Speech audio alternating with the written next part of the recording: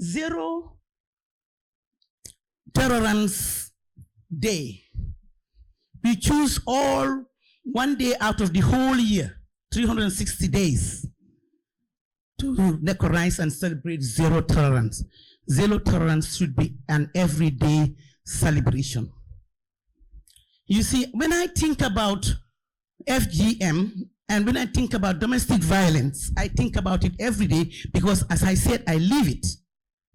I think about it as a disease. This is a disease. And what kind of a disease is it? If I have a toothache, I go to the dentist and get medication. Whatever pain I have, I go and get the painkiller for that. But this disease now is so interesting. Where is it coming from? What creates this disease? It is a man-made disease. Self-imposed, inflicted disease. Why is this continuing every day, on a daily basis? FGM has been happening for so many years. For a very, very, very, very long time. I still remember when I was taken. Early hours of the morning when I was awoken by my grandma. And was, where are we going? Oh, we're going somewhere. When I went, I saw a lot. I still remember. I saw a lot of other elderly women holding their grandchildren. And they were going one at a time. It was like a clinic, next. And anyone that goes in, you come out crying. Then when you cry, you know it's painful. You know it's pain. Why would you impose pain on a human being when we said pain, inflicting pain on a human being is a crime? Why are we doing it? Why do we continue to do it? This is the question. Now, how do we cure a disease that was man-made, a disease that is self-imposed? This is the question that I ask myself every day. And this disease, when it happens, you live with it for the rest of your life. Because every day you are reminded of this disease, one way or the other. But how do I get by? For me, because what I'm saying this from my heart. How do I get by daily with this abuse? But hey, I manage. I manage to be where I am today because I'm constantly managing. Every day I manage it. Sometimes I wake up very mad. Sometimes I accept it. Sometimes, it gets better. But I have realized that for me to accept, for me it's easier for me to accept it because it has already happened. This is a culture, a very harmful culture that we took from our ancestors and we continue to live it.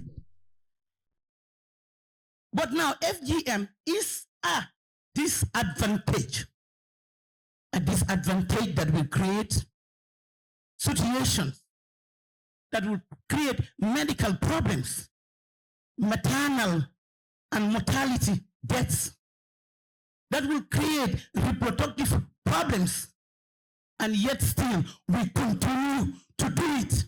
Why do we do it, and when are we going to stop? The law comes. There is a law, yeah.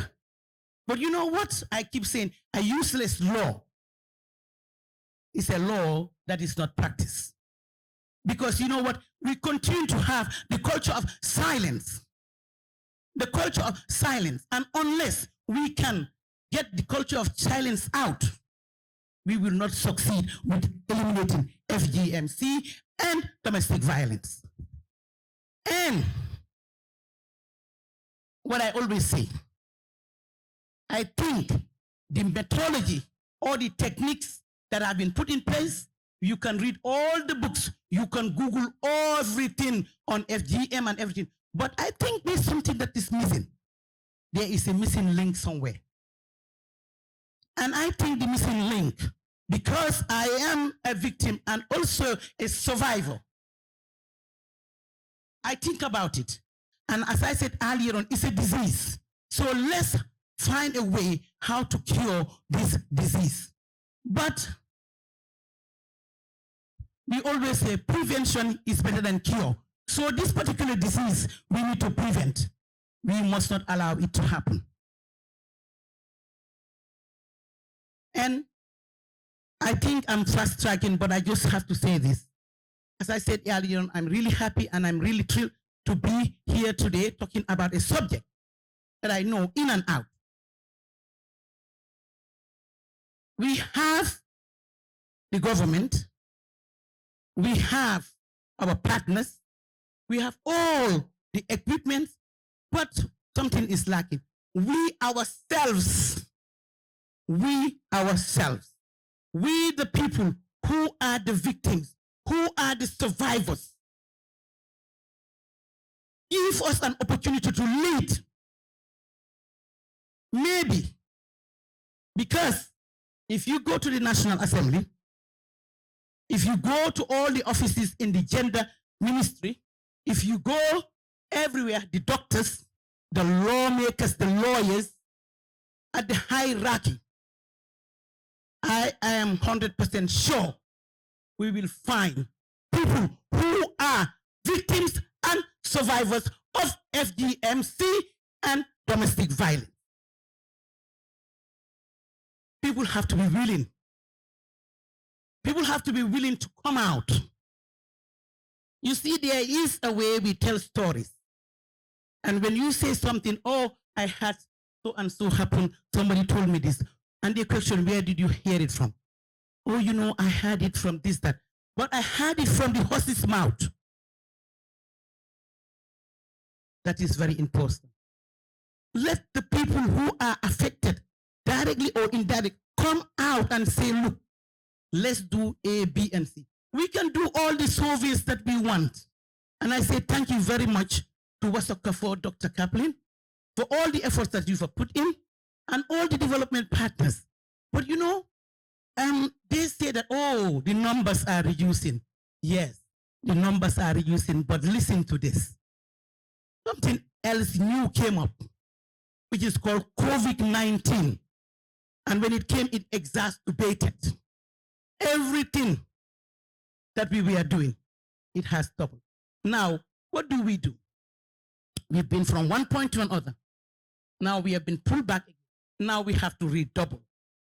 Some of the speakers that spoke earlier, we need to redouble our effort. We need to look at the resources that are there. The government policy makers. And that brings me to the women participation in the electoral. I went to Basse and then to Nyomi yesterday. I barely slept. And I said, I have to be here. And I have started. Officially, unofficially, I have started to make sure that women have some representation where the laws are made. I think because it's very important.